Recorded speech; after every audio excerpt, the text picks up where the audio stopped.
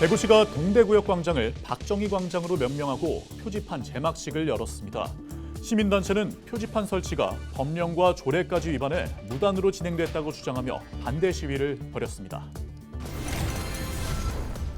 말복을 맞아 삼계탕을 먹기 위한 발길이 이어졌습니다. 삼계탕 필수 재료인 인삼의 시장 경쟁력을 높이기 위한 영주시의 방안을 짚어봅니다. 예천 곤충축제가 15일부터 나흘 동안 한천체육공원과 곤충 생태원 일대에서 열립니다. 곤충을 주제로 한 다양한 볼거리와 즐길거리가 펼쳐집니다. 경상북도가 코로나19 환자 증가에 따라 상시 대응 체계를 강화합니다.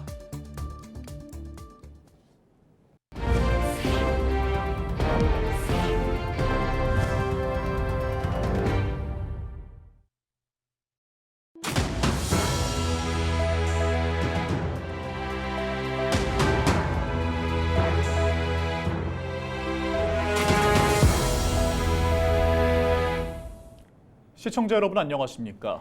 헬로티비 대구 경북 뉴스입니다. 지난 5월 대구에서 박정희 대통령 기념사업 조례가 제정됐습니다. 동대구역 광장을 박정희 광장으로 이름 짓고 동대구역 광장과 대구 도서관 공원에 박정희 전 대통령의 동상을 만든다는 내용인데요. 일부 시민단체들이 반대했지만 대구시는 결국 14일 동대구역에 박정희 광장이라는 표지판을 세우고 제막식을 열었습니다. 시민단체는 즉각 반발했습니다. 홍하영 기자입니다. 시민단체와 5개 정당 대구시당 관계자들이 동대구역 앞 광장에 모였습니다. 박정희 광장 표지판 설치를 규탄하기 위해서입니다. 이들은 독재의 상징인 박정희를 기념하는 것을 개탄하지 않을 수 없다고 목소리를 높였습니다. 또 박정희 광장으로 명명하는 과정에도 문제가 있었다고 주장했습니다. 지명을 재정 변경 폐지할 때는 동구청 지명위원회의 심의와 대구시 지명위원회 심의, 국토교통부 지명고시 등의 과정을 거쳐야 하는데 대구시가 이런 절차를 전혀 밟지 않았다는 겁니다. 시대착오적인 사고에 물든 홍준표 시장은 동대구역 광장을 박정희 광장으로 명명하여 표지판을 세우고 동상 건립까지 추진하고 있다. 이 일 또한 법령과 조례까지 위반하여 무단으로 하고 있으면 물론이다. 같은 장소에서 30분 뒤 박정희 광장 표지판 제막식이 열렸습니다. 표지판은 폭 0.8m, 높이 5m 구조물에 박 전 대통령의 필체를 적용했습니다. 지난 3월 홍준표 시장이 박정희 동상을 짓겠다고 나선 지 2달 만에 박정희 대통령 기념사업 조례가 제정됐고 기념사업의 일환으로 동대구역 앞 광장을 박정희 광장으로 명명한 겁니다. 시민단체는 제막식 공간 앞에서 기념사업 반대를 주장하며 단체 행동을 이어갔습니다. 시민단체의 반발이 이어졌지만 홍준표 대구시장은 산업화의 출발 도시인 대구에서 박 전 대통령을 기념하는 것은 당연하다는 입장을 밝혔습니다. 대구를 대표하는 이곳에 박정희 광장 표지판을 설치하고 올해 안에 박정희 동상을 세워 박정희 대통령의 산업화 정신을 시민들과 함께 기념할 생각입니다. 대구시는 올 연말 완공될 대구도서관 앞 공원을 박정희 공원으로 조성하고 공원 내에도 대형 동상을 설치하겠다는 뜻을 밝혀 갈등 고조가 예상됩니다. 헬로티비 뉴스 홍하영입니다. 삼복의 마지막 날인 말복을 맞아 보양식 챙겨 드신 분들 많을 텐데요. 복날 하면 떠오르는 대표적인 음식이 바로 삼계탕입니다. 네, 삼계탕에서 삼은 바로 인삼을 뜻하는데요. 인삼 주산지인 영주 풍계에는 복날 삼계탕을 먹기 위한 사람들의 발길이 이어졌습니다. 서희동 기자입니다. 뚝배기에 닭과 각종 한약재로 우린 육수를 팔팔 끓여냅니다. 삼계탕의 활용점정을 장식하는 것은 바로 굵직한 인삼입니다.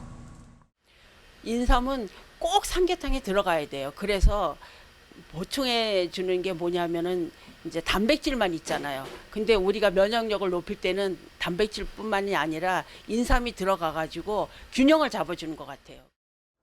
소백산에서 자라난 인삼을 비롯해 잔대와 도라지 등 몸에 좋다는 7가지 약용작물이 더해진 영주시 향토 음식 칠양계에는 더위를 이길 영양이 가득합니다. 식당을 찾은 손님들은 뜨끈한 삼계탕을 먹으며 이열치열로 더위에 맞설 힘을 보충합니다. 네, 날도 더운데 확실히 인삼이랑 삼계탕 먹으니까 몸도 든든하고 밖에 나가서 일 열심히 할 수 있을 것 같습니다. 고려 인삼의 최초 시베지인 영주 풍기의 인삼은 영양이 풍부할 뿐만 아니라 맛과 향도 좋아 삼계탕에 깊은 풍미를 더합니다. 이렇듯 인삼은 기력 회복과 면역력 증진에 좋아 예로부터 보양용으로 널리 쓰여왔지만 최근 건강기능식품이 다양해지면서 수요가 줄었습니다. 이에 인삼 대표 주산지인 영주시는 농가 육성을 위해 각종 농자재와 장비를 지원하는 동시에 해외로 인삼의 판로를 넓히고 있습니다. 14일에는 다음 달 LA 코리아타운 한인축제 등에서 판매할 홍삼 제품의 선적식이 열렸습니다. 영주시는 분기인삼 생산시설 현대화 사업, 분기인삼 소공인 지원 사업 등 인삼 재배부터 가공, 유통, 연구개발에 총력을 기울이고 있습니다. 특히 인삼 가공품인 홍삼 제품을 미국, 베트남, 캐나다 등에 수출하는 등 해외 판로 개척에도 적극 지원하고 있습니다. 이 밖에도 영주시는 중소벤처기업부 공모 선정으로 본격적인 운영에 들어간 소공인 복합지원센터에서 풍기 인삼을 활용한 다양한 제품 개발과 마케팅 지원 등 특화 사업을 추진해 인삼 농가의 시장 경쟁력을 높여나갈 방침입니다.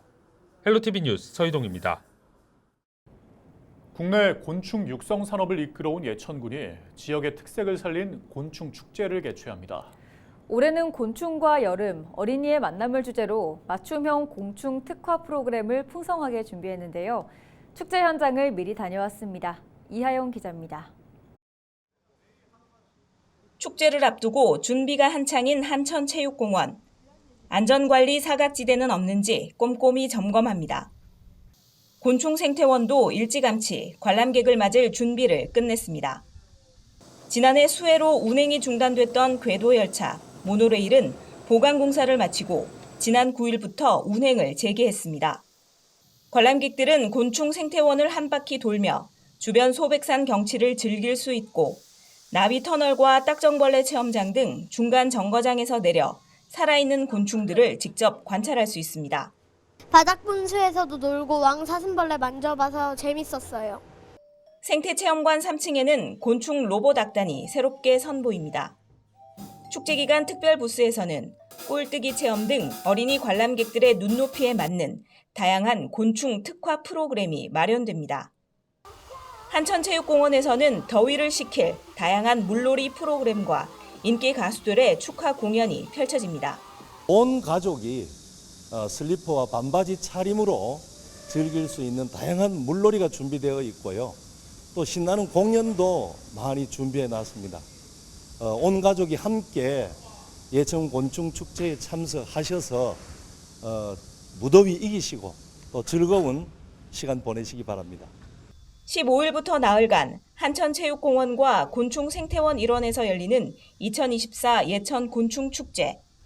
다양한 볼거리와 즐길거리로 관람객들을 사로잡을 예정입니다. 헬로티비 뉴스 이하영입니다.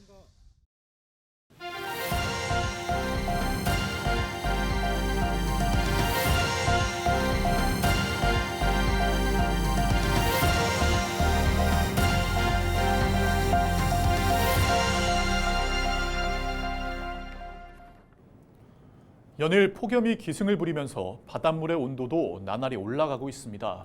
특히 남해안 지역에는 고수온에 더해 적조까지 빠르게 확산되면서 양식어민들의 한숨이 깊어지고 있습니다. 보도에 송하영 기자입니다. 배를 드러낸 넙치가 물 아래로 가라앉아 있습니다. 높은 수온으로 인해 지난 9일부터 물고기들이 죽기 시작한 전남 장흥의 한 양식어가입니다. 이곳의 피해 규모는 약 10,000마리. 양식어가는 속이 타들어가기만 합니다. 지금 이게 출하 사이즈거든요. 키로가 지금 2kg 넘어가는 강어들인데 겉에 보면은 진짜 고생해서 키워놨는데 저희가 판매를 시기가 지금 다 됐어요. 지금 판매하려고 좀 준비하는 과정이었는데 뭐 가슴이 많이 아프죠. 등량만의 온도가 평년보다 2도 이상 높은 고흥 지역 양식어가도 사정은 마찬가지입니다. 최근 등량만에 물을 끌어다 쓰는 한 육상 양식장에서는 강도다리와 넙치 25만 마리가 떼죽음했습니다.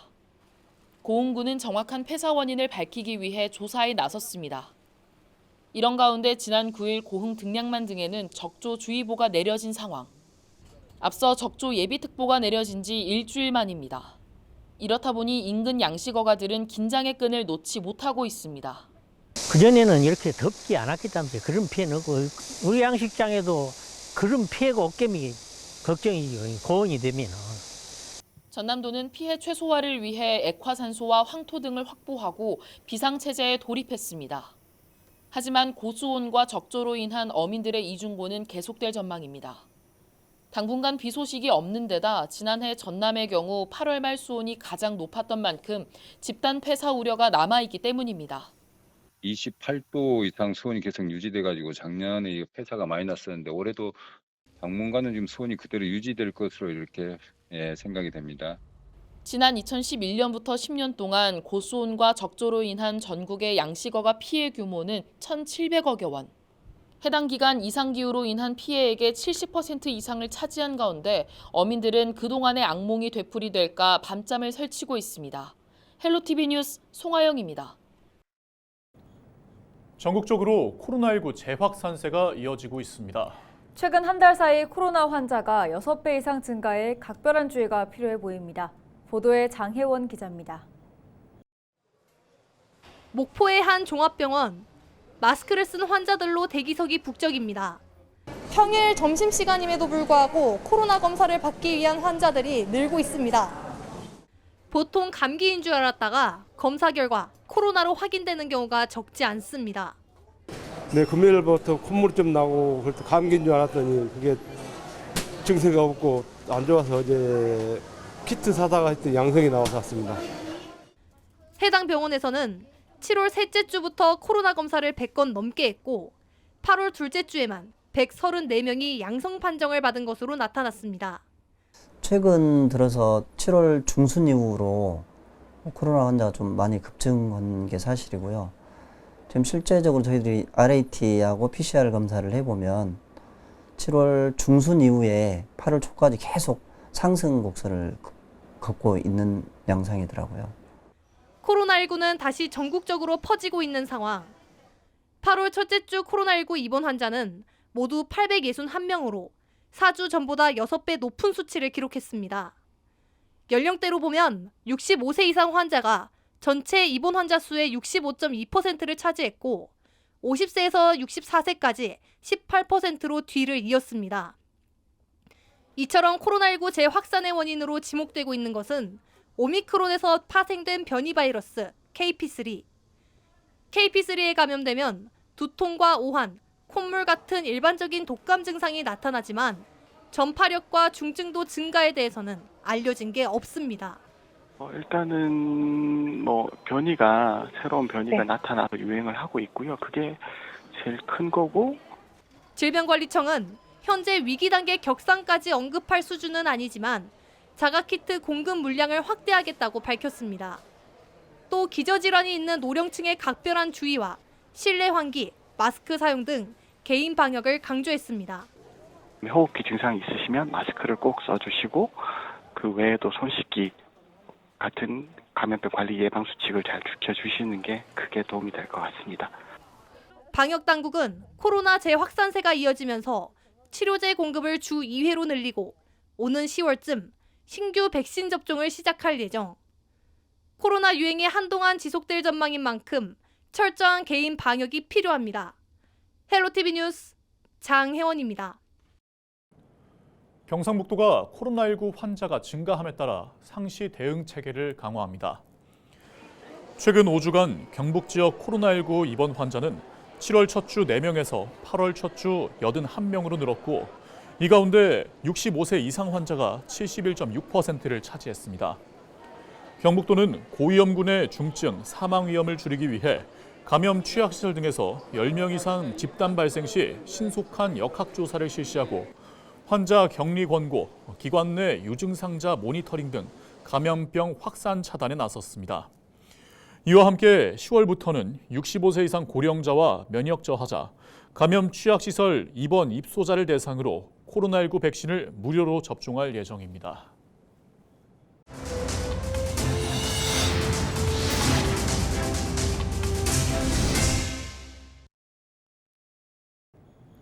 이상으로 뉴스를 마칩니다.